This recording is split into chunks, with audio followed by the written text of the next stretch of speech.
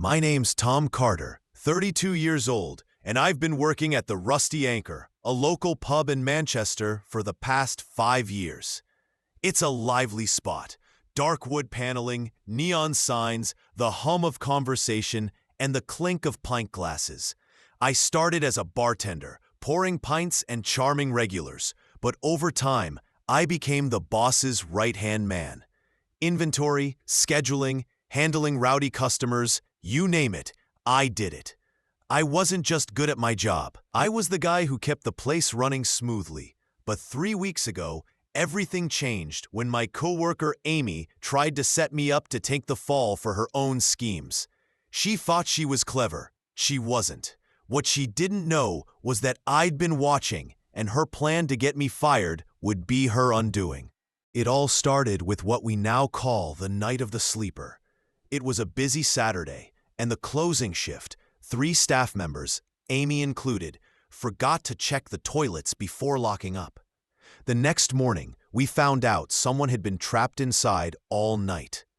The poor guy, a regular named Dave, had passed out in a stall after one too many pints.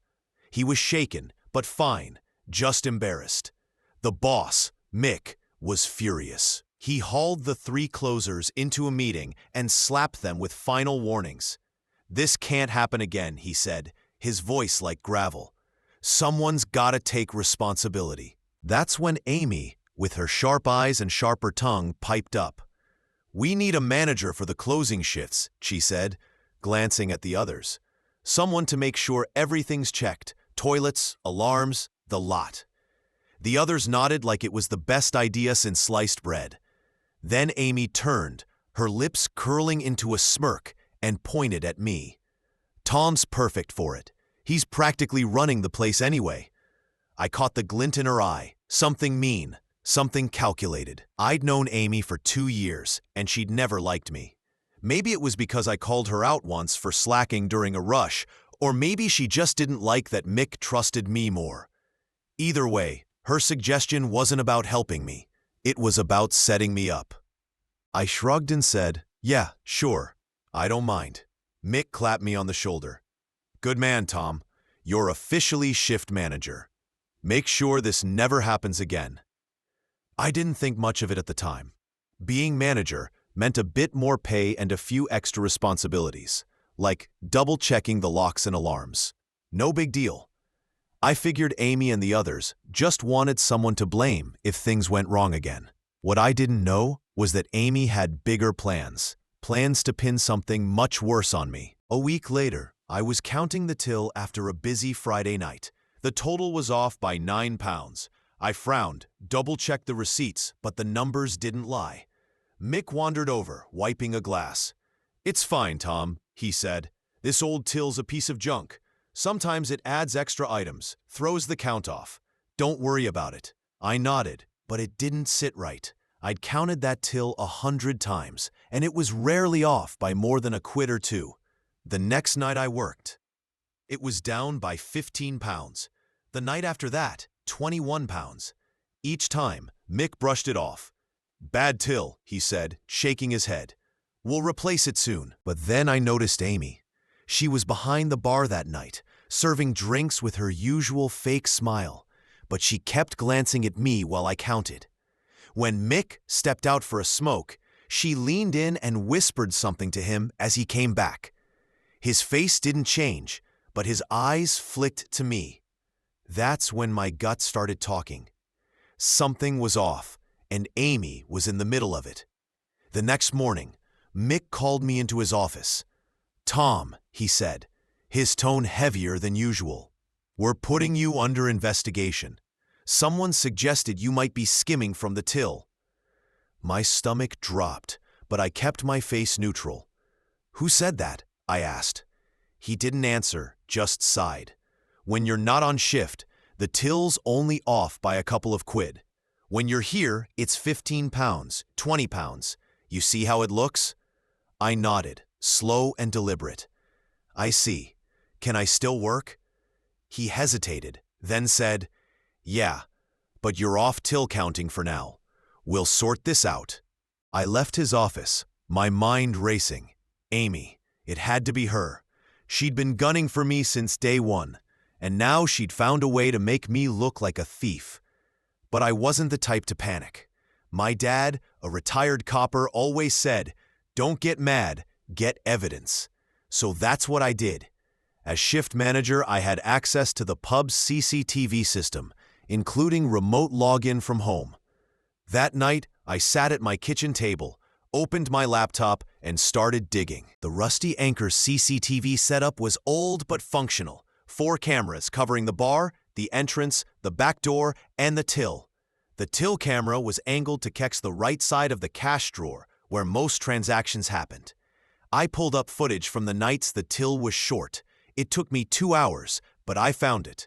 There was Amy, standing at the till, ringing up a sale. She'd take the customer's cash, slide most of it into the drawer. But then, quick as a flash, she'd slip a few notes under the left side of the till, out of the camera's view. Clever. If anyone checked, the money was still there, just hidden. She could claim it was an honest mistake, put it back, and play innocent. But she didn't stop there. I kept watching and caught her handing out free drinks, pints, shots, even a bottle of wine, to a group of regulars she was cozy with. No wonder the till was off. She wasn't stealing outright. She was setting me up, making it look like I was the one skimming. I saved the footage, time-stamped it, and kept digging. That's when I noticed something else. The CCTV system had been glitchy lately. Files corrupting, videos failing to load. Mick had complained about it, said he'd call the tech company to fix it. I checked the system logs and saw something odd. Multiple login attempts from an unfamiliar device. I cross-referenced the login times with Amy's shifts. They matched perfectly. She'd somehow gotten the CCTV password and downloaded the app to watch the feeds herself. When the system glitched, it was because she had the app open, locking out other users. That explained why she'd been so sloppy with her till trick. She thought no one could access the footage. But she wasn't as smart as she thought. I found a log showing she'd accessed the cameras the night of the sleeper, long after closing. She'd watched Dave trapped in the toilet for nearly an hour. That's when it hit me. This wasn't just about me. The sleeper incident wasn't an accident. It was a setup. I leaned back in my chair, the pieces falling into place. Amy and her crew hadn't forgotten to check the toilets.